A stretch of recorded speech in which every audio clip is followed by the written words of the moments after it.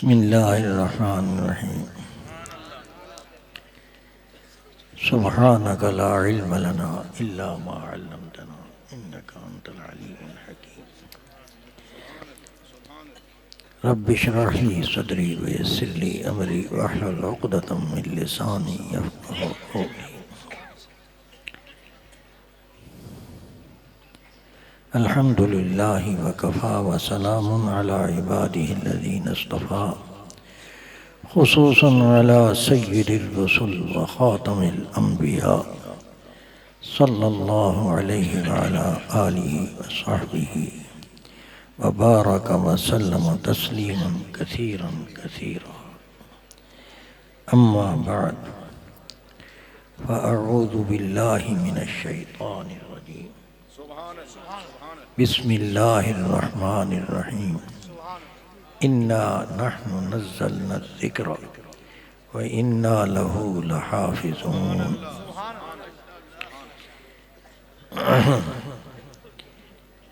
اللہ تعالی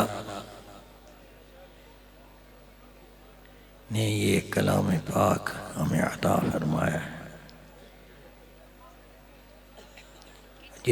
جس کی حفاظت کا وعدہ اللہ نے عجیب انداز میں کیا ہے۔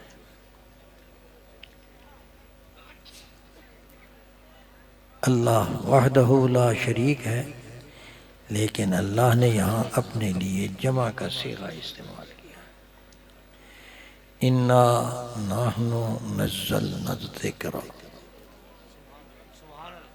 انا نحن نزلنا الذکر وَإِنَّا لَهُ لَحَافِظُونَ۔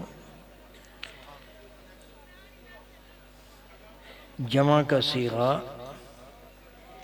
یہ شاہی محاورہ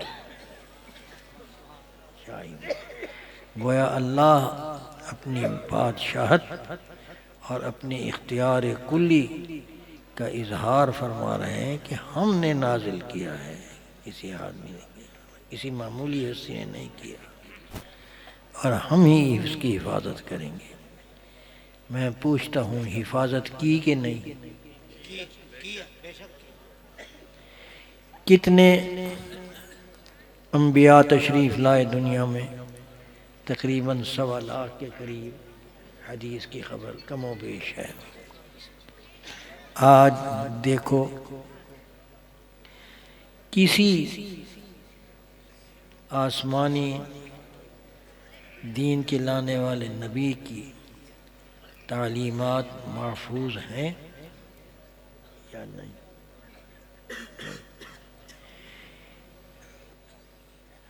انبیاء آئے، ہزار سال کی عمر والے بھی تشریف لائے، ہزار سال تک سب نے کی۔ اور دین کس کا موجود ہے؟ کس کا موجود ہے؟ دیکھو، جو نبی بھی دنیا میں تشریف لائے سب حق تھے، اللہ کی طرف سے تھے، اور الحمدللہ ہم امت محمدیہ ہی ایسی امت ہیں کہ جو اس وقت تمام انبیاء پر ایمان رکھتی ہے، ہمارے سوا یہ خاصیت اور کسی میں نہیں، تمام انبیاء میں۔ لیکن الحمدللہ کہ بنی اسرائیل میں 1 لاکھ کے قریب انبیاء آئے ہیں یا دوسری قوموں سے آئے ہیں۔ بنی اسماعیل سے ایک آیا، ایک آیا، اور ایک نے صرف 23 برس محنت کی، ان کو صرف 23 برس ملے تبلیغ کے۔ حضور کی کل عمر مبارک 63 برس، 63 برس میں 40 برس تک کوئی نبوت کی بات نہیں، اعلان نہیں، قرآن نہیں، حدیث نہیں، عبادت کرنے کچھ بھی نہیں۔ تو 40 برس کا پیغام امت کے لیے علماء کہتے ہیں کہ فروعی مسائل میں کوئی نہیں بظاہر، لیکن کیا یہ 40 برس عبث تھے حضور کے زندگی کے؟ افحسبتم انما خلقناکم عبثا، اور وہ بھی نبی امی کے، اور جن کے دین کو ہمیشہ ہمیشہ رکھنا باقی تھا، ان کو صرف 63 برس عمر عطا فرمائی، اور اس میں 40 برس بظاہر کوئی پیغام نہیں، لیکن قربان جائیے حضور صلی اللہ علیہ وسلم کے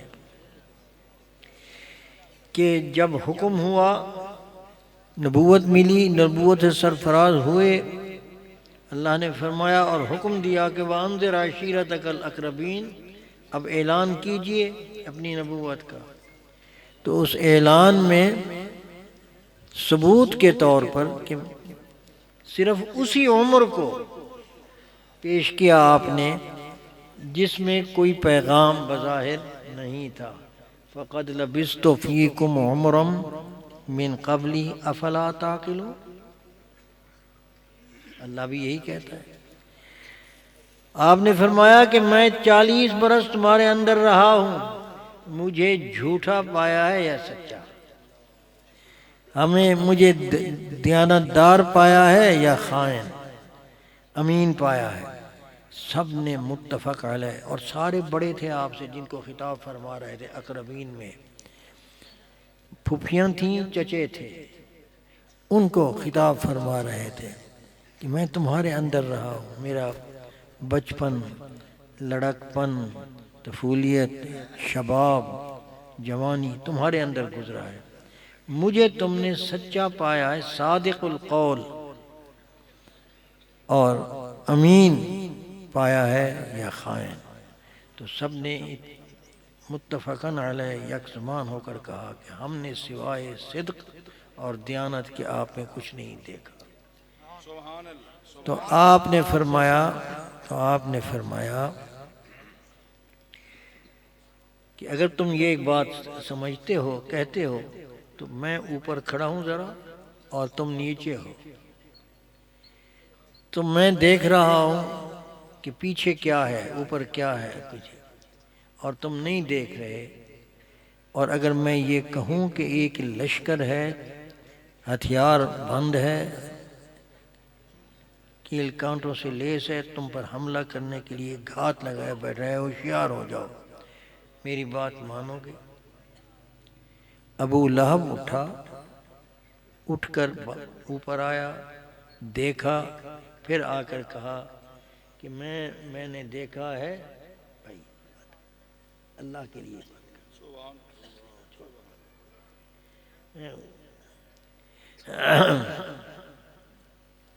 میں نے دیکھا ہے کوئی لشکر نہیں، لیکن اگر تم کہتے ہو میں اپنی آنکھوں کو جھٹلا دوں گا، تمہاری بات کو سچا سمجھوں گا۔ سبحان اللہ، سبحان اللہ۔ آپ نے کہا اگر یہ بات ہے تو پھر سنو، میں ایک کلمہ لے کر آیا ہوں تمہارے پاس، اور مجھے نہیں معلوم کہ میرے خاندان بنی اسماعیل میں کوئی دوسرا یہ کلمہ لے کر آیا، اور وہ یہ ہے کہ مجھے نبوت دی گئی ہے، اور اللہ ایک ہے، اس کا کوئی شریک نہیں، اور میں اس کا رسول ہوں، لا الہ الا اللہ محمد الرسول اللہ۔ ساتھ یہ بھی کہا، یہ بھی فرمایا کہ اگر میری یہ بات مان لو گے تو میں تمہیں یہ پیش گوئی کرتا ہوں، خوشخبری دیتا ہوں، کیسر اور کسریٰ کی سلطنتیں اور ان کے تخت تمہارے پاؤں کے ٹھوکروں کے بھار میں آ جائیں گے۔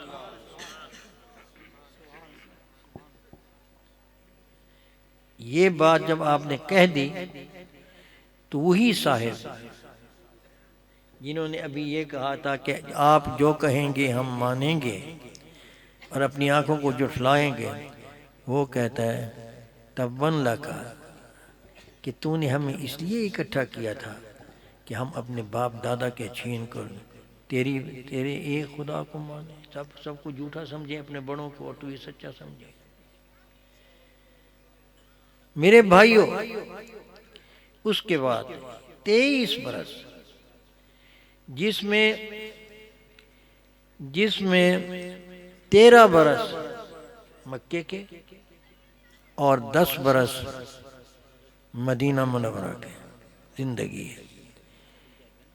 13 برس مکی زندگی میں سوا مظلومیت کے اور کچھ نہیں،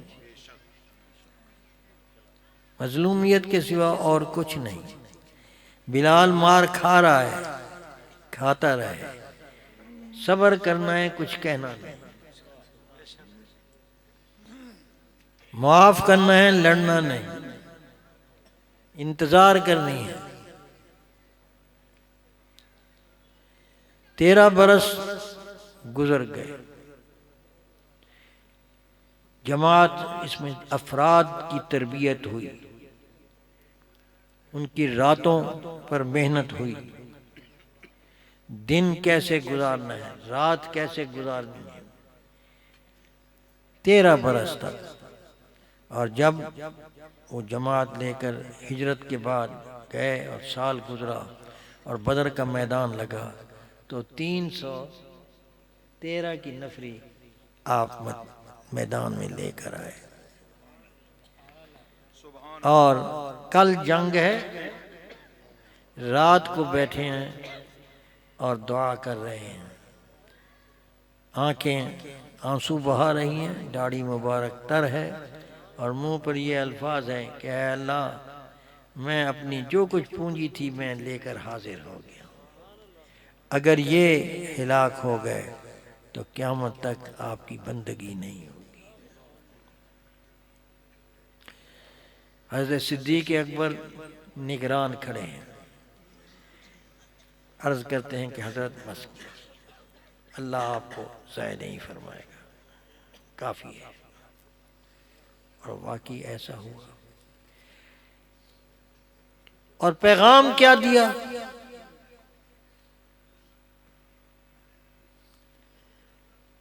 13 برس صرف یہ کہ مکی زندگی میں اپنی انفرادی، اور فرمایا کیا میں انما بعثت معلما، میں معلم بنا کر بھیجا گیا، وَإِنَّمَا بُعِثْتُ لِأُتَمِّمَ مَكَارِمَ الْأَخْلَاقِ، یہ کہ میں تمہارے اس معاشرے کے جو پست ترین معاشرہ تھا اخلاقی لحاظ سے، تمہارے اخلاق کو بلندی کی اعلیٰ سطح پر لے جانے کے لیے میں آیا ہوں۔ 13 برس مکی زندگی کی محنت ہے، راتوں کی محنت ہے، اور 10 برس مدنی زندگی کی محنت ہے۔ 23 برس کی محنت میں آج ہم دیکھتے ہیں کہ آپ دنیا کی کتابیں چھان ماریے، لائبریریوں کی، آپ کے سوا کوئی شخص آپ کو ایسا نہیں ملے گا تاریخ میں کہ جو جاتے وقت یہ کہتا ہوا جائے کہ میں جس کام کے لیے آیا تھا مکمل کر کے جا رہا ہوں۔ حضور مکمل کر کے گئے، انما بعثت معلما وانما بعثت لاتمم مکارم الاخلاق، گویا تعلیم اور تربیت مکمل کر کے میں جا رہا ہوں۔ تو سوال یہ پیدا ہوتا ہے 23 زندگی میں پڑھایا کیا؟ کون سی کتاب پڑھائی؟ ایک کتاب، ایک کتاب، وہ کون سی کتاب؟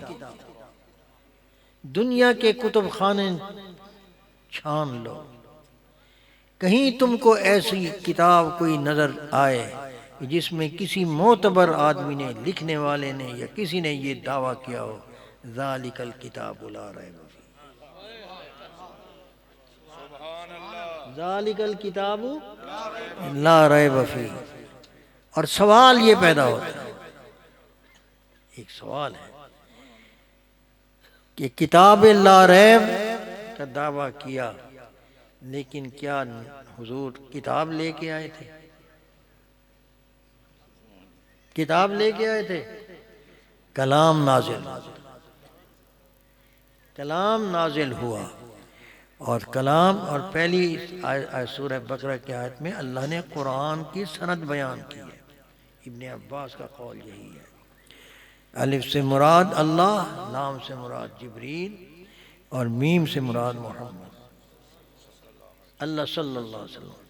اللہ کا کلام جبریل لانے والے محمد کے قلب مبارک پر اتارا گیا، اور محمد صلی اللہ علیہ وسلم کی زبان سے جو صحابہ کو منتقل ہوا، تو صحابہ نے لکھت کہاں لکھی؟ کس نے؟ صحابہ نے۔ یہ ہونا یہ چاہیے تھا کہ ذالک الکلام لا ریب فیہ، یہ ذالک الکتاب لا ریب فیہ کیوں کہا؟ اس لیے کل کلاں کو کوئی شک نہ کرے کہ لکھنے والا شاید خیانت کر گئے ہو۔ ذالک الکتاب لا ریب فیہ، ذالک الکتاب لا ریب۔ اور صرف یہ نہیں، قرآن میں خود یہ دعویٰ کیا ہے، موسیٰ علیہ السلام نے اپنی امت کے لیے دعا کی تھی اللہ کے دربار میں، وَاکْتُبْ لَنَا فِی هَذِهِ الدُّنْیَا حَسَنَةً وَفِی الْآخِرَةِ إِنَّا ہُدْنَا إِلَیْکَ۔ ہوا یہ تھا کہ آپ 70 آدمی قوم کی فرمائش پر لے کے آئے کہ آپ کہاں جاتے ہیں، کس سے باتیں کرتے ہیں، ہمیں پتہ تو ہو، ہمارا بھی کوئی سننے والا ہو، اور آتے ہیں تو کتاب اوراق لے کے آ جاتے ہیں جن میں ہماری سزائیں ہوتی ہیں، یہ ہوتا ہے، اور ہمارے لیے مصیبت بن جاتی ہے۔ آپ نے اس بے وقوف قوم کا یہ مطالبہ تسلیم کرتے ہوئے 70 آدمی چن کر لے آئے۔ جب آئے تو تجلیات ربانیہ کے ظہور کی برداشت ان کا کہاں تھی، تو نہیں برداشت کر سکے، 70 کے 70 بھسم ہو گئے۔ حضرت موسیٰ پریشان ہو گئے، کلیم تھے موسیٰ علیہ السلام، بہت جلیل القدر پیغمبر ہیں، یہ واحد پیغمبر ہیں جن کا ذکر قرآن کے ہر پارہ میں آیا، ہر پارہ میں آیا ہے، اور یہ وہ پیغمبر ہیں جن کے بارے میں اللہ نے خود فرمایا وَاصْطَنَعْتُكَ لِنَفْسِي، میں نے تمہیں بنایا ہی اپنے لیے۔ تو انہوں نے درخواست کی کہ اللہ بھائی ایک طرف ہٹ جا، انہوں نے درخواست کی کہ اللہ میری قوم بگڑی ہوئی ہے۔ جب دیکھا کہ ایک دعا قبول، 70 مردہ زندہ ہو گئے، تو ایک دوسری دعا کی درخواست کی، وہ یہ کہ وَاکْتُبْ لَنَا فِی هَذِهِ الدُّنْیَا حَسَنَةً وَفِی الْآخِرَةِ إِنَّا ہُدْنَا إِلَیْکَ، اے اللہ ہمارے لیے لکھ دیجئے، میری یہ امت بے وقوف ہے، یہ عجیب طبیعت کی ہے، یہ جلدی گمراہ ہو جاتی ہے۔ فرعون کو اپنی آنکھوں سے ہلاک ہوتے دیکھا، اور یہ دیکھنے کے بعد پھر بچڑے کی محبت میں یہ اس کو خدا بنا بیٹھی۔ اب یہ بڑی مشکل سے توبہ کی ہے انہوں نے، اس وقت ہدایت پر ہے۔ میری درخواست یہ ہے کہ ان کی تقدیر میں لکھ دیجئے، کیونکہ تقدیر اٹل ہوگی، اگر تقدیر میں لکھا ہوگا تو میری تدبیر ناقص ہو سکتی ہے، آپ کی تقدیر کا فیصلہ ہوگا تو یہ ہدایت پر رہے گی۔ تو انہوں یہ دنیا میں اور آخرت میں ہدایت پر رہے، اپنی امت کے لیے دعا کی۔ امید فرما رہے تھے کہ اجابت کا دروازہ کھلا ہے، 70 آپ مردوں کو زندہ کر دیا ہے، تو اس میں کو میں ہدایت کی دعا کا، اور معقول بات ہی، نبی اپنی امت پر 70 ماہوں سے زیادہ مہربان ہوتے ہیں، تو ان کی دعا کے لیے کہا۔ اللہ نے جواب میں اجابت والے کلمات نہیں ارشاد فرمائے، بلکہ ایک قانون بتایا، ایک قانون بتایا، ایک ضابطہ بتایا اپنی رحمت اور اپنے عذاب کا۔ قال عذابی اصیب بہ من اشاء، ورحمتی وسعت کل شیء، میرا عذاب جو ہے وہ میری مشیت کے ماتحت ہے، میں رب ہوں، مجھے اختیار ہے کہ مجرم کو معاف کر دوں، میں کر سکتا ہوں، پکڑ لوں، میں پکڑ سکتا ہوں، لیکن میری رحمت عام ہے، اس کا قانون یہ ہے کہ جو اس کا مستحق ہوگا اس کو دوں گا، اور وہ عام ہے، اوپر سے چلتی ہے سب کے لیے، جو اسے لے لے، اس کے لینے کی کوئی شرائط ہے، جو لے لے اس کو مل جاتی ہے، میں نہیں روکتا۔ اگر آپ کہتے ہیں کہ لکھ دو فاسا اکتبھا، میں آپ کو لکھ کر نہیں دوں گا، میں لکھ کر دوں گا ان لوگوں کو مستقبل قریب میں، فَسَأَكْتُبُهَا لِلَّذِينَ يَتَّقُونَ وَيُؤْتُونَ الزَّكَاةَ وَالَّذِينَ هُمْ بِآيَاتِنَا يُؤْمِنُونَ، میں لکھ کر دوں گا ان لوگوں کو جن کے اندر خدا خوفی کا مادہ ہوگا، یتقون تقوی ہوگا، یؤتون الزکوٰۃ زکوٰۃ کے ادائیگی کا نصاب ہوگا، نظام ہوگا، والذین ہم، اور وہ وہی ہوں گے جو ہماری تمام آیات پر جو آسمان سے میں نے بھیجی ہیں ان کی انسانیت کی ہدایت کے لیے ان پر ایمان رکھتی ہوں۔ یہ تینوں شرائط سوائے اس امت کے اور کسی کے پاس نہیں ہے۔ تو آپ نے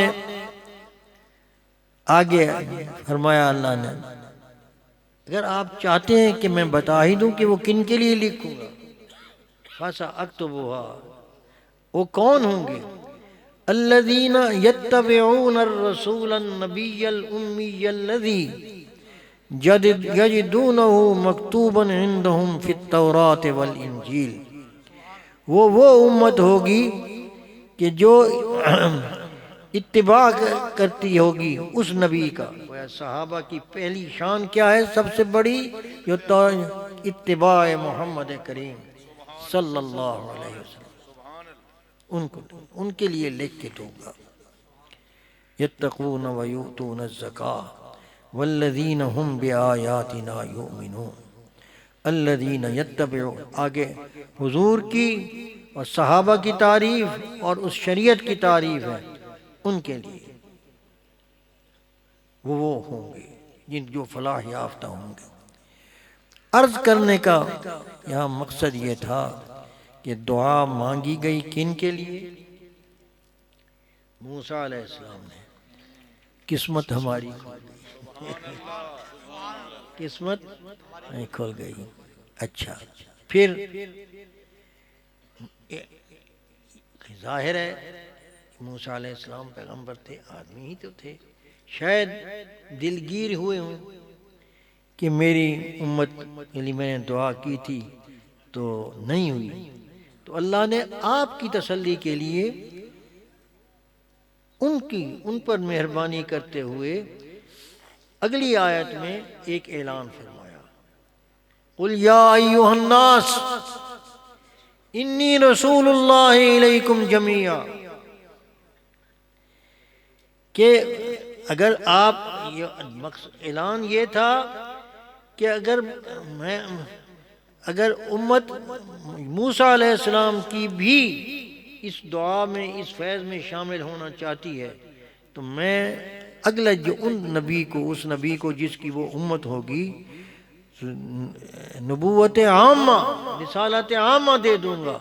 یہ نہیں کہ صرف بنی اسرائیل کے لیے جیسے موسیٰ علیہ السلام، نہیں، جو بھی آئے پوری مخلوقات کے لیے، بعثت الی الخلق کافۃ، ساری مخلوقات کے لیے جو نبی بنا کر بھیجا گیا، اس آپ کی بعثت عامہ کا اعلان فرمایا اور حکم دیا، اے نبی آپ یہ اعلان کر دیں، قُلْ يَا أَيُّهَا النَّاسُ إِنِّي رَسُولُ اللَّهِ إِلَيْكُمْ جَمِيعًا الَّذِي لَهُ مُلْكُ السَّمَاوَاتِ وَالْأَرْضِ لَا إِلَهَ إِلَّا هُوَ يُحْيِي وَيُمِيتُ فَآمِنُوا بِاللَّهِ وَرَسُولِهِ النَّبِيِّ الْأُمِّيِّ الَّذِي يُؤْمِنُ بِاللَّهِ وَكَلِمَاتِهِ وَاتَّبِعُوهُ لَعَلَّكُمْ تَهْتَدُونَ۔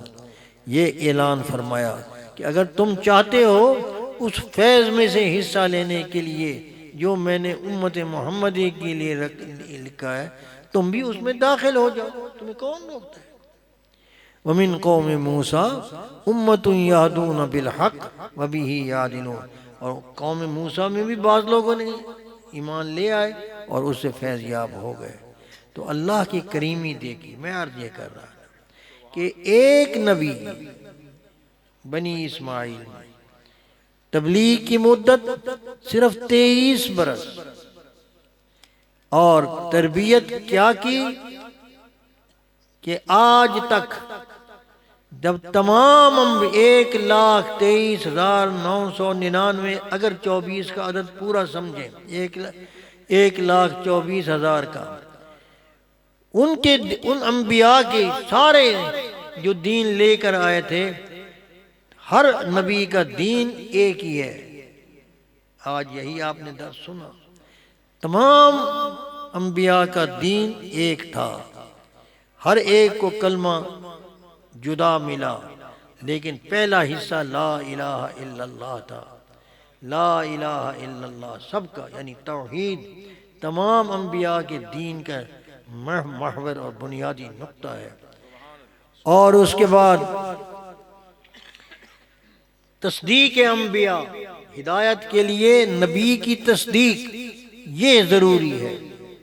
آج بھی ہمارے فقہا نے، اس امت کے فقہا نے جو تعریف ایمان کی ہے وہ یہی ہے: الایمان هو التصدیق بما جاء به النبی صلی اللہ علیہ وسلم۔ نبی کی تصدیق یہ ایمان ہے۔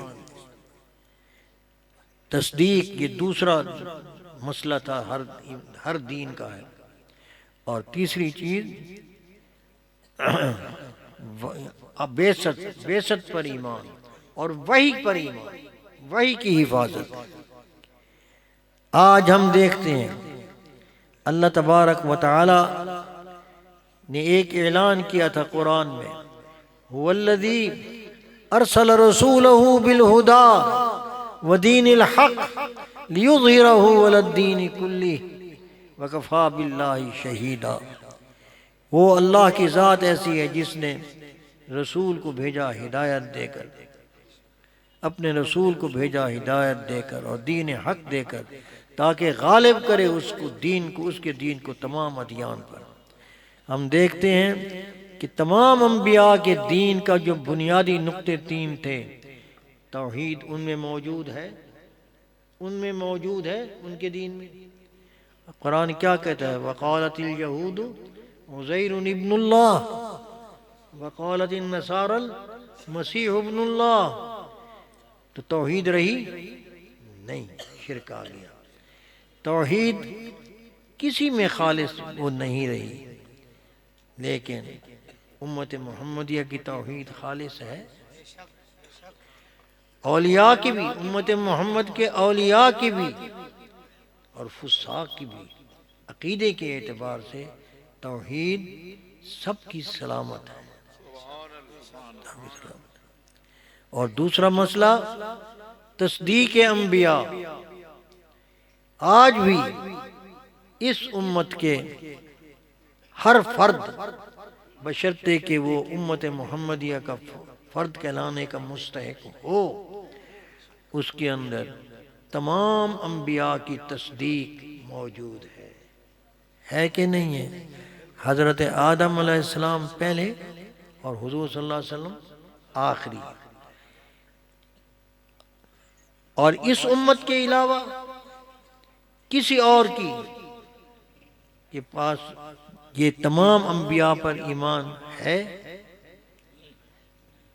نہیں۔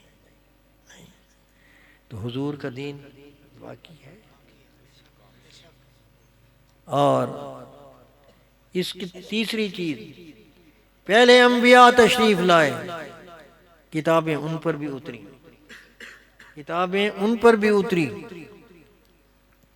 وہ ہدایت والی کتابیں اللہ کی طرف سے تھی۔ کیا وہ کتابیں اصلی شکل میں ہیں؟ علم وحی کسی کے پاس ہے؟ نہیں۔ علم وحی کی حفاظت بھی امت محمدیہ نے کی اور اس شان سے کی جس کا منظر آپ دیکھ رہے ہیں۔ بے شک سبحان اللہ سبحان اللہ سبحان اللہ۔ اس وقت اس دفعہ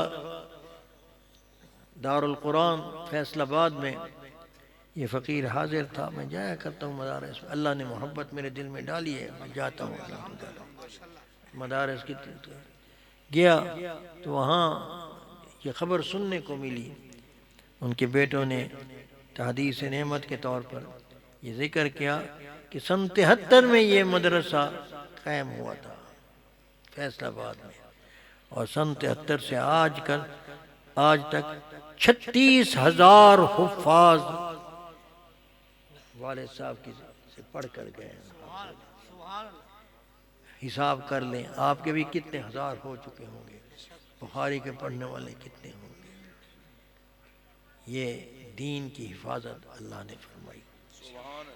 تو میں عرض یہ کر رہا تھا کہ 1,23,999 کی محنت ایک طرف اور ایک یتیم مکہ کی محنت، اور صرف 22 برس کی محنت، اور نبی کی کامیابی کا مدار،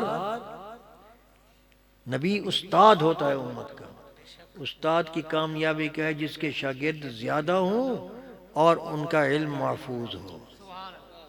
ایسا ہوتا ہے کہ نہیں؟ تو اور یا انبیاء کو بھیجنے کی غرض و غایت کیا تھی کہ آدم علیہ السلام نے جنت کا سوال کیا تھا کہ یا اللہ غلطی معاف فرما دی ہے تو اب ٹھکانہ بھی دے دیجئے، تو فرمایا اب یہ نہیں، میں لکھ چکا ہوں تقدیر میں 15,000 سال پہلے کہ تمہیں خلافت زمین کی ملے گی، اور میں نے فرشتوں سے یہی تعارف کرایا تھا تمہارا، تو وہاں جاؤ گے، وہاں میری طرف سے ہدایت آتی رہے گی انبیاء کی شکل میں، تم ہی میں سے ہوں گے، ان کی نشانیاں بتائیں گے کہ یہ ہوگی، وہ اپنے قوم کا معزز قوم کا ایک معزز فرد ہوگا، جھوٹ سے اور بددیانتی سے پاک ہوگا، اور وہ صاحب کسی کا شاگرد نہیں ہوگا، اور تمام اپنے سے پہلے نبی کا مصدق ہوگا، اپنے سے بعد والے کے لیے مبشر ہوگا، تو وہ نبی ہوگا، اس کا کہنا ماننا ہوگا تمہیں، جو ان کا زندگی گزارنے کا طریقہ اپنا کر آئے گا وہ سیدھا جنت میں جائے گا، جو اس کی خلاف ورزی کرے گا وہ جہنم میں جائے گا۔ تو شاگرد جس کے زیادہ اور کامیاب ہوں وہی، اب دیکھو کہ حضور فرماتے ہیں صلی اللہ علیہ وسلم کہ جنتیوں کی صفیں 120 صفیں ہوں گی، جنتیوں کی 120 صفیں ہوں گی، 40 صفیں تمام انبیاء کی ملا کر ہوں گی، مجھ اکیلے کی 80 صفیں ہوں گی۔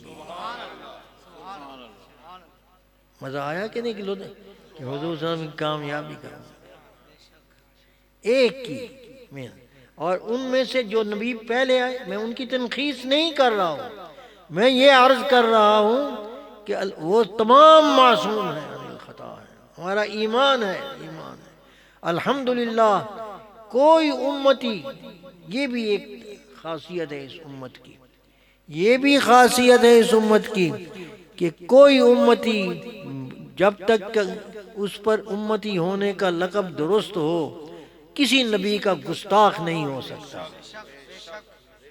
قیامت کے دن انشاءاللہ یہ امت حضور کی جب آئے گی سامنے تو اس کے نامہ اعمال میں تکذیب نبی کا جرم نہیں ہوگا، اور شرک کا جرم بھی نہیں ہوگا، اور خیانت وحی کا جرم بھی نہیں ہوگا، خیانت وحی کا جرم بھی نہیں ہوگا۔ پھر سوال یہ پیدا ہوتا ہے کہ اتنے اوصاف، یہ مکمل دین ان کا محفوظ ہے، تقاضا یہ ہونا چاہیے کہ دنیا کی امامت ہماری ہونی چاہیے، لیکن حال یہ ہے کہ ہم کسی صف میں نہیں، کسی قطار و شمار میں بھی نہیں. سبب ڈھونڈیں کیا ہے؟ سبب کیا ہے؟ سبب صرف یہی ہے کہ ہم کفران نعمت کا شکار ہیں. اللہ نے جو دین ہمیں دیا ہے کیا کہہ کر دیا ہے؟ کنتم خیر امت اخرجت للناس تأمرون بالمعروف وتنہون عن المنکر وتؤمنون باللہ ولو آمن اہل الکتاب لکان خیرا لہم منہم المؤمنون واکثرہم الفاسقون. کہ تو یہ بھی ختم نبوت کا فیضان ہے. ختم نبوت کا یہ فیضان ہے کہ اعلان ختم نبوت سے پہلے دستور یہ تھا کہ نبی کے وارث نبی ہوتا، نبی کا وارث نبی ہوتا تھا، اور غیر نبی حفاظت نہیں کر سکتا تھا. لیکن جب نبوت ختم ہوئی، ختم نبوت کی برکت سے اللہ نے اس امت پر یہ کرم فرمایا کہ نبوت کی وراثت علماء کو ملی. نبوت کی وراثت علماء کو ملی اور ایک جماعت کو ملی جس کا منصب تھا کنتم خیر امت اخرجت للناس تأمرون بالمعروف وتنہون عن المنکر. اور یہ یاد رکھیں امر بالمعروف اور نہی عن المنکر، اس میں اس کے ضمن میں حکومت ہے، اس کے ضمن میں حکومت ہے. اس لیے اللہ نے ایک جگہ پر دعوت الی الخیر یہ الگ عنوان بنایا ہے، اور امر بالمعروف اور نہی عن المنکر یہ حکم کرنا ہے خیر کا اور روکنا ہے برائی کا. آدمی روکتا اور حکم کرتا ہے حاکمیت کے ساتھ. ہمیں خلافت ملی ہے، ہم وارث ہیں انبیاء کے. ہونا چاہیے تھا لیکن ہے نہیں. وجہ کیا؟ سمجھو اس بات کو. ہم جب دیکھتے ہیں تو وجہ یہ ہے کہ ہم اپنی شناخت کھو چکے ہیں. ہمیں حکم ہے قرآن کے اندر جا بجا ملے گا لا تتخذوا الیہود والنصارى اولیاء بعضهم اولیاء بعض ومن یتولہم منکم فإنہ منہم. یہ ہمارے دشمن ہیں، ان کو حکم ہے کہ تم امت محمدیہ کی اتباع کرو. ہم دینے والے ہیں، ہم لینے والے نہیں. ہم دینے والے اس لیے ہیں کہ ہمارے پاس کتاب اللہ ہے، ہمارے پاس سنت رسول اللہ ہے، ہمارے پاس اجماع صحابہ ہے. خیر الخلائق بعد الانبیاء وہ جماعت ہے ہمارے پاس اللہ نے دیا. اور ہم روزمرہ کی زندگی کے اندر ان کے محتاج ہیں اور ان کی طرف دیکھتے ہیں، ان کو اپنا پیشوا بنایا ہوا. گویا جس طرح لگتا ایسے ہے جس طرح بچڑے کی محبت یہود کے دل میں انڈیل دی گئی تھی. وَأُشْرِبُوا فِي قُلُوبِهِمُ الْعِجْلَ بِكُفْرِهِمْ قُلْ بِئْسَ مَا يَأْمُرُكُمْ بِهِ إِن كُنتُم مُؤْمِنِينَ. اسی طرح یہود اور نصارہ کی تقلید اور مرغوبیت ہمارے دلوں میں ڈال دی گئی ہے بسبب ہماری کوتاہیوں کے. ہمیں قرآن اور سنت سے دور ہونے کا. ہمارے نبی نے ہمیں نسخہ دیا تھا علیہ الف الصلاۃ والتسلیمات. فرمایا تھا ترکت فیکم امرین کتاب اللہ و سنتی. ترکت فیکم امرین کتاب اللہ و سنتی ما تمسکتم بہما لن تضلوا ابدا. جب تک ان دونوں کے ساتھ چمٹے رہو گے کبھی گمراہ نہیں ہوگے. نفی تاکید بلند، کبھی قیامت تک گمراہ نہیں ہوگی. یہ ہمارے پاس نسخہ تھا، ہم انہی کے پیچھے دوڑتے ہیں. قرآن کہہ رہا ہے کنتم خیر امت اخرجت للناس تأمرون بالمعروف وتنہون عن المنکر وتؤمنون باللہ. اور اگر اہل کتاب بھی تمہاری طرح ولو آمن اہل الکتاب، اگر وہ بھی ایسے ہی ایمان لائیں جیسے تم لے کے آئے ہو، لکان خیر لہم، یہ ان کے لیے بہتر ہوگا۔ ہمیں نہیں کہا کہ ان جیسے بن جاؤ۔ منہم المؤمنون واکثرهم الفاسقون، اور اگر وہ تمہاری اتباع نہیں کریں گے تم ڈرو مت، وہ تمہیں نقصان بھی نہیں پہنچا سکیں گے۔ لن یضروکم الا اذا، چھوٹی موٹی تکلیف تنگ کریں گے، چھیڑ چھاڑ کریں گے، لیکن تمہیں کوئی بڑا نقصان نہیں پہنچا سکیں گے۔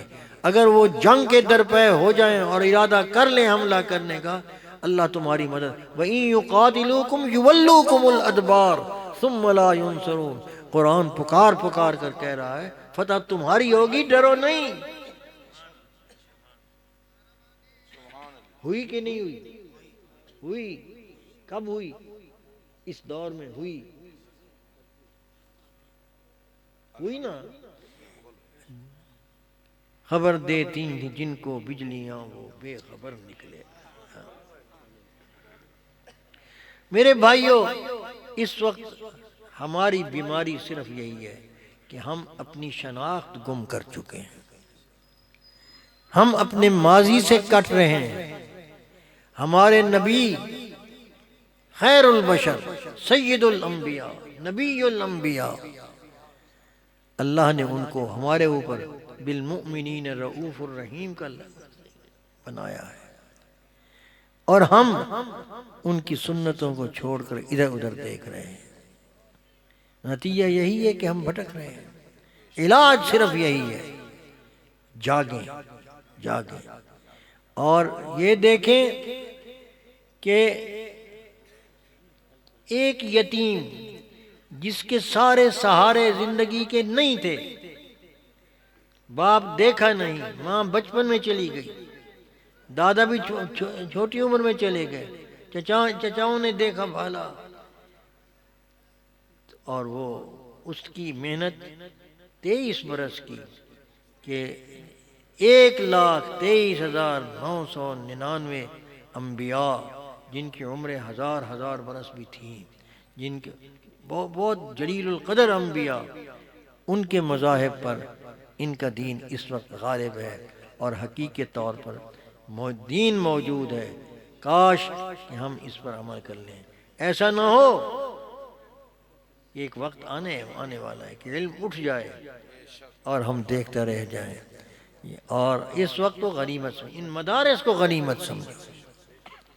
الحمدللہ یہ زندہ ہے، یہ کتنی زندگی کی علامت ہے۔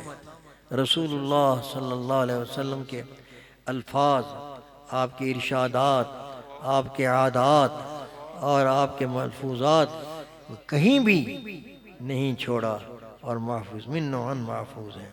اور ایک جماعت ہر وقت رہتی ہے جو کتاب اور سنت پر عامل رہتی ہے، یہ اس امت پر مہربانی ہے۔ ختم نبوت کی برکات سے اللہ نے اس امت کو بہت سے فضائل نصیب فرمائے ہیں۔ صحابہ کی جماعت عطا فرمائی ہے، حافظہ عطا فرمایا ہے، حفظ قرآن کی دولت سے مالا مال کیا ہے، اور یہ بھی ختم نبوت کی برکت سے فتنوں کا سد باب کیا ہے۔ کیسے؟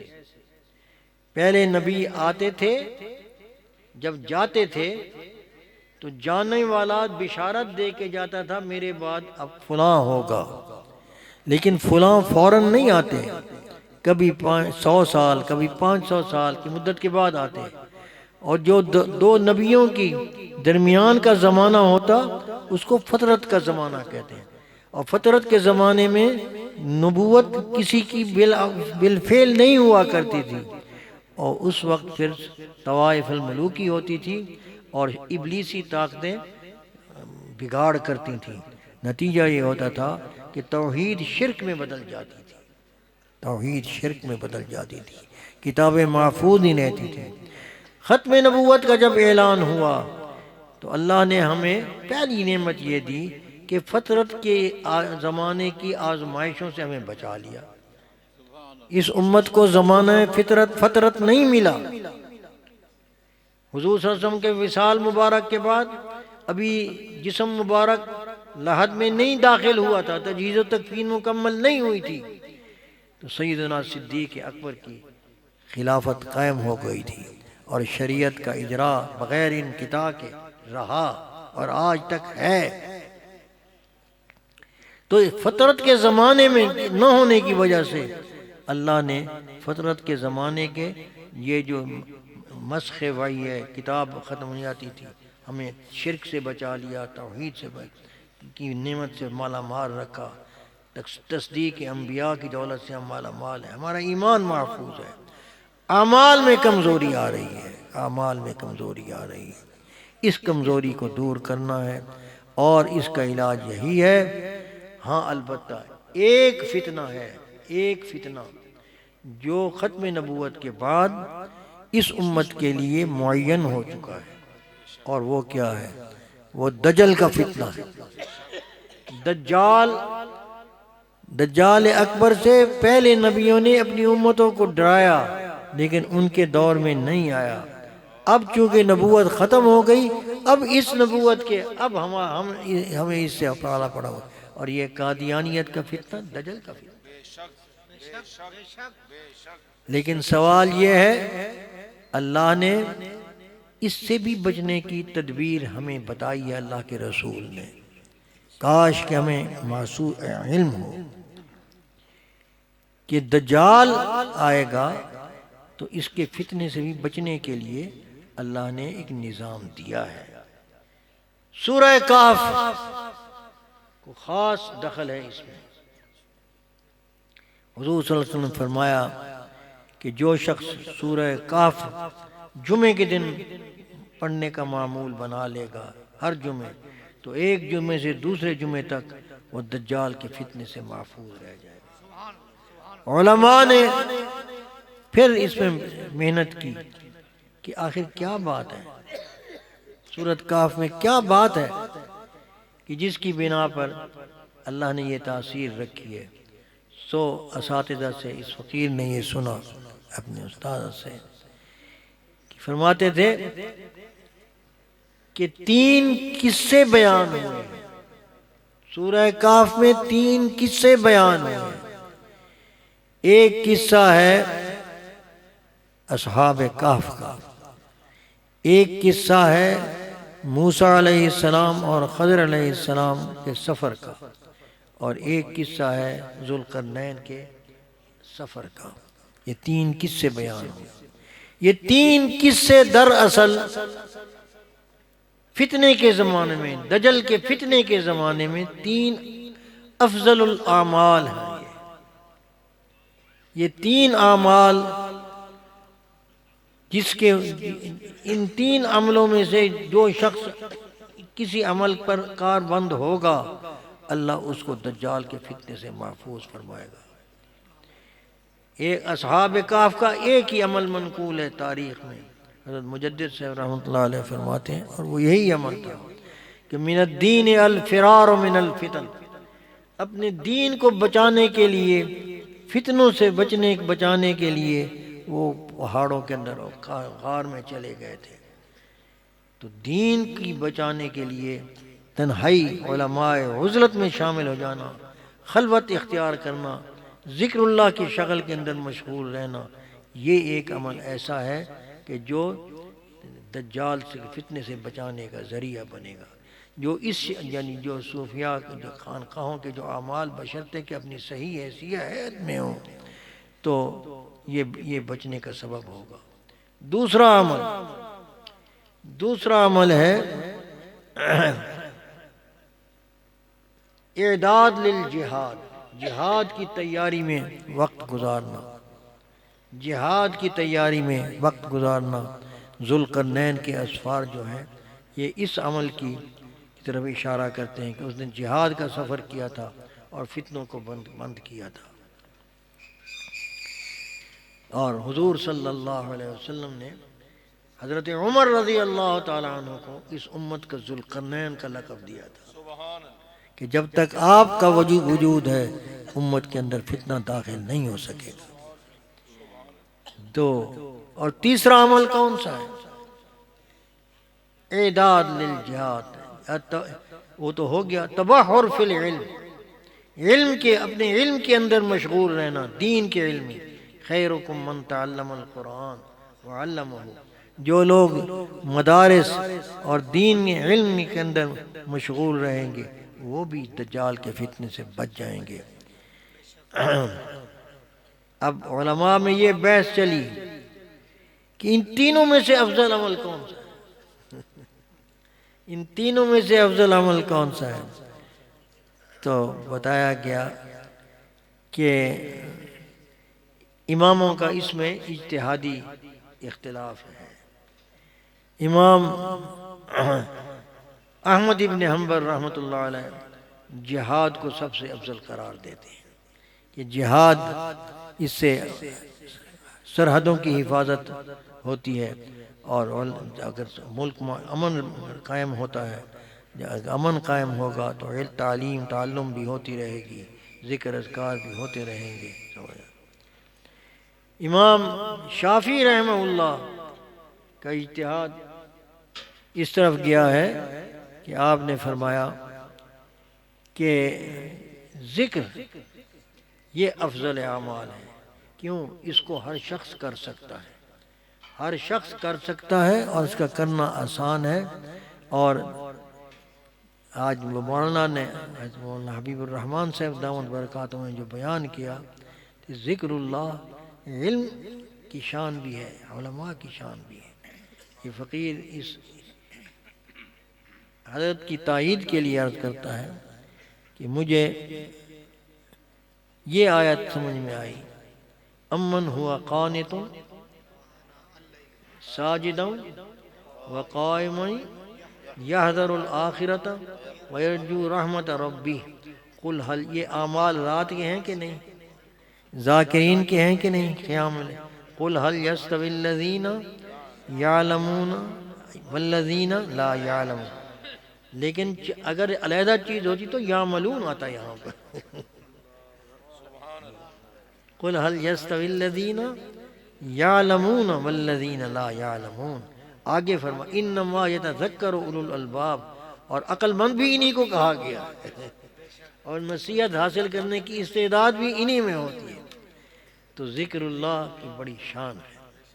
اور امام مالک اور امام ابو حنیفہ رحمہ اللہ کا اجتہاد اس طرف ہے کہ اشتغال فی العلم، یہ تبحر فی ہر وقت اپنے علم کی علمی مشاغل میں مشغول رہنا، یہ سب سے افضل عمل ہے، کیونکہ یہ انفع خلائق ہے اور دین کی حفاظت اسی سے ہوتی ہے۔ لیکن ایک اور واقعہ بھی ہے، ان تین واقعات کے علاوہ دو واقعات اور آئے ہیں، دو قصے، وَاضْرِبْ لَهُمْ مَثَلَ الرَّجُلَيْنِ اور وَاضْرِبْ لَهُمْ مَثَلَ الْحَيَاةِ الدُّنْيَا۔ یہ اہل دنیا کے مشاغل، جو لوگ فتنے کے اندر پڑیں گے وہ یہی لوگ ہوں گے جن کا مقصود سوائے دنیاوی مفاد کے اور کچھ نہیں ہوگا، اور اس کا نتیجہ فاختلط به نبات الارض فاصبح هشيما تذروه الرياح وكان الله على كل شيء مقتدر، تو وہ کچھ بھی نہیں رہے گا باقی۔ تو لیکن اس کے علاوہ ایک اور آیت ہے سورہ کاف میں جو اس سے بھی واضح تر ہے، وَاصْبِرْ نَفْسَكَ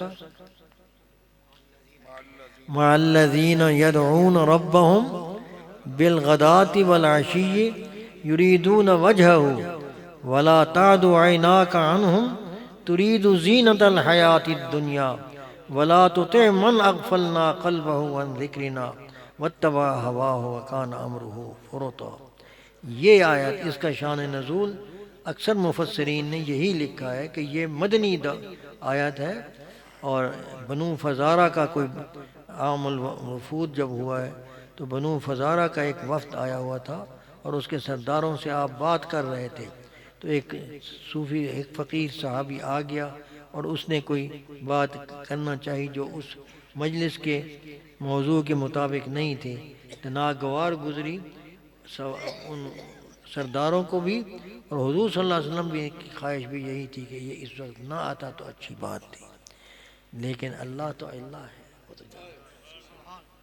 اللہ تو اللہ ہے، تو ارشاد فرمایا وَاصْبِرْ نَفْسَكَ مَعَ الَّذِينَ يَدْعُونَ رَبَّهُمْ بِالْغَدَاةِ وَالْعَشِيِّ يُرِيدُونَ وَجْهَهُ وَلَا تَعْدُ عَيْنَاكَ عَنْهُمْ تُرِيدُ زِينَةَ الْحَيَاةِ الدُّنْيَا وَلَا تُطِعْ مَنْ أَغْفَلْنَا قَلْبَهُ عَنْ ذِكْرِنَا وَاتَّبَعَ هَوَاهُ وَكَانَ أَمْرُهُ فُرُطًا۔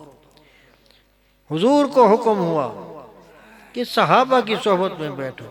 حضرت تھانوی رحمۃ اللہ علیہ نے مسائل السلوک کے نام پر جو حاشیہ لکھا ہے تفسیر میں، اپنی تفسیر بیان القرآن میں، تو اس آیت پر انہوں نے کئی نکات فرمایا، کئی مسائل بیان فرمایا کہ شیخ کو حکم ہے کہ مریدوں کی صحبت ان کے لیے اتنی مفید ہے جتنی کہ خود شیخ کی صحبت مریدوں کے لیے،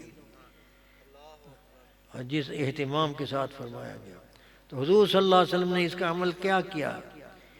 جب یہ آیت نازل ہوئی آپ اٹھے، غالباً صبح کا وقت تھا، آپ اٹھے گئے وہ صحابہ کا جو صفہ تھا، اصحاب صفہ کے پاس، وہاں ان کی مجلس میں تھوڑی دیر بیٹھے، 3 دفعہ یہ آیات سنائیں، اور ان لکھنے والوں نے لکھ لی اور یاد کرنے والوں نے یاد کر لی۔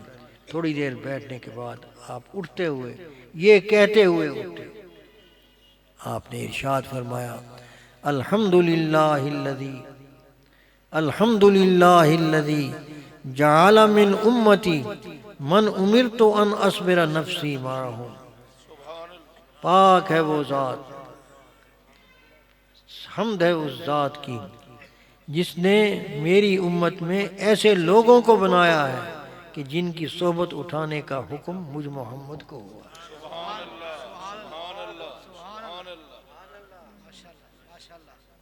میرے بھائیوں، قرآن اللہ کا کلام ہے، بول بول کر کہتے ہیں۔ اگر یہ حضور کا کلام ہوتا شاید یہ آیت نہ ہوتی۔ خیر، عرض یہ کر رہا ہوں کہ اللہ نے ہمیں بہت بڑی نعمت عطا فرمائی ہے، اور اس وقت دجل کا فتنہ زوروں پر ہے، آنا ہے، اور اس کا علاج یہی ہے، مدارس نے کرنا ہے، اللہ والوں نے کرنا ہے، مجاہدین نے کرنا ہے انشاءاللہ تعالی، اور ذاکرین نے کرنا ہے۔ کہاں گئے آپ کے سب LLB والے اور فلاں اللہ تعالی ہماری حفاظت فرمائے۔ اللہ نے ہمارا خاتمہ اللہ ایسے حال پہ کرے کہ ہم امت محمدیہ میں ہونے کے لقب کے مستحق ہوں، اور آخرت میں حضور صلی اللہ علیہ وسلم جو اس امت پر مہربانی فرمائیں گے، اللہ ہمیں اس میں بھی حصہ عطا فرمائے، اور اللہ تعالیٰ ان مدارس کو بہت خوب کہا جس نے کہ ہمارا حافظ کون ہے، مدارس کا حافظ کون ہے؟ اللہ ہے، اللہ ہے۔ وہ مجھے یاد ہے ایک واقعہ، میں یاد عرض کر دیتا ہوں، خیال آ گیا ہے۔ ضیاء الحق کے زمانے میں نائجیریا میں ان کا نائجیریا حکومت کے اندر قادیانیوں کا مسئلہ چھڑا تھا، اور کورٹ میں وہ گئے تھے کہ بھئی یہ کافر ہیں یا مسلمان ہیں، تو بحثیں ہو رہی تھیں۔ تو ضیاء الحق کے کہنے پر ایک وفد علماء کا یہاں سے بھی کیا تھا، کیونکہ یہ فتنہ یہاں اٹھا ہے تو اس کی تیاری اور محنت انہوں نے کی ہے، پاکستانی علماء نے کی ہے، تو وہاں گئے۔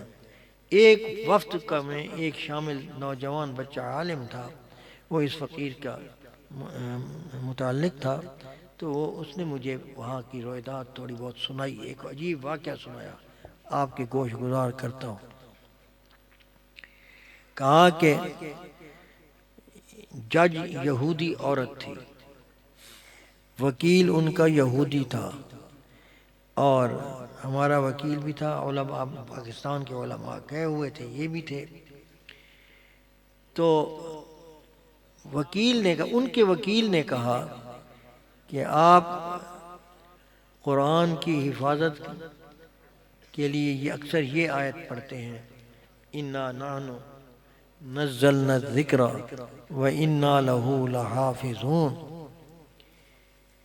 یہاں تو قرآن کا ذکر نہیں ہے، اللہ نے ذکر کی حفاظت کی ذمہ داری لی ہے، قرآن کی تو واضح نہیں کہا۔ اور ذکر جیسے قرآن ذکر ہے ایسے زبور بھی تو ذکر ہے، ایسے زبور بھی تو ذکر ہے۔ وَلَقَدْ كَتَبْنَا فِي الزَّبُورِ مِن بَعْدِ الذِّكْرِ أَنَّ الْأَرْضَ يَرِثُهَا عِبَادِيَ الصَّالِحُونَ۔ تو آپ کیسے استدلال کرتے ہیں قرآن کا؟ تو وکیل جو ہمارے علماء کا وفد تھا ان میں ایک جواب دیا ایک عالم نے کہ ہمارا مستدل یعنی محل استدلال لفظ ذکر نہیں، ہمارا محل استدلال لفظ ذکر نہیں، ہمارا محل استدلال نزلنا ہے۔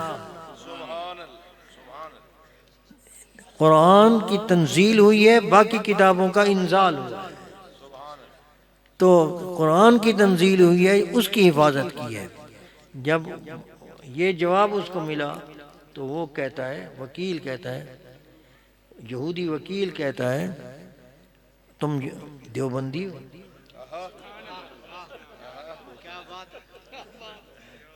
تم دیوبندی ہو؟ اس نے کہا ہوں تو میں، لیکن آپ کو کیسے پتہ چلا؟ کیوں کہا میں نے کون سی دیوبندیت کا اظہار کیا؟ کہنے لگے کہ میں یہ اشکال مولانا نانوتوی رحمۃ اللہ تعالی، مولانا محمد قاسم نے یہ اشکال اٹھایا ہے اور اس کا یہی جواب دیا ہے جو تم نے دیا ہے، اور میں نے محمد قاسم نانوتوی کی زبان سے قلم سے نکلے ہوئے ایک ایک حرف کا مطالعہ کیا ہے۔ میں عرض یہ کرنا چاہتا ہوں کہ سوچئے کہ دشمن کتنا ہوشیار ہے، کتنا چوکنا ہے میرے بھائیوں، لیکن اللہ کا شکر کریں کہ علماء ہیں۔ اور یہ بھی یاد رکھیں یہ پاکستان کی ہسٹری کا ایک واقعہ ہوگا کہ سپریم کورٹ کے چیف جسٹس نے ایک عالم دین کے سامنے اپنی غلطی کا اعتراف کیا ہے، علمی غلطی۔ یہ معمولی بات نہیں ہے، یہ معمولی بات نہیں ہے۔ انشاءاللہ ہر چیز کا وقت ہوتا ہے، اب وقت آ رہا ہے، یہ تہذیب اپنے خنجر سے خودکشی کرے، ہاں ایسا ہوگا۔ قرآن کے اوپر اللہ کی حفاظت ہے، یہ اللہ کا کلام ہے، اللہ کا کلام ہے، اور کلام اللہ کی صفت ہے۔ پہلے نبیوں کے معجزے مخلوقات ہیں، مخلوق میں سے ہیں، اور حضور صلی اللہ علیہ وسلم کا چونکہ دین مکمل ہو چکا ہے اور قیامت تک باقی رہنا ہے، اس لیے اللہ نے اپنی صفت کلام قرآن اس کو بھیجا ہے، اس کے اندر بھیجا ہے، اور صفت یہ کلام اپنے یہ صفت ہے، صفت اپنے موصوف کے ساتھ رہتی ہے، اور چونکہ اللہ کی ہر صفت غیر فانی ہے، بسیط ہے، مخلوق نہیں ہے، تو یہ قرآن بھی اللہ کا کلام ہے، ہمیشہ ہمیشہ رہے گا، حال ماضی اور مستقبل کا اس پر کوئی اثر نہیں ہوگا۔ اللہ تبارک و تعالی ہمیں سیدھی سمجھ عطا فرمائے اور اپنی شناخت عطا فرمائے۔ بالکل مرعوبیت دل سے نکال دو، مرعوبیت دل سے نکال دو۔ اللہ تعالیٰ نے آخر فتح ہماری کر رکھی ہے، اللہ ہمیں ان لوگوں میں سے کرے کہ جو اس وقت دین پر قائم ہوں گے، اور ان حضرات کی ان بہاروں کو یا قائم رکھے۔ قال اللہ اور قال الرسول کہ خیرکم من تعلم القرآن وعلمہ کے مصداق ہیں یہ لوگ۔ وآخر دعوانا ان الحمد للہ رب العالمین۔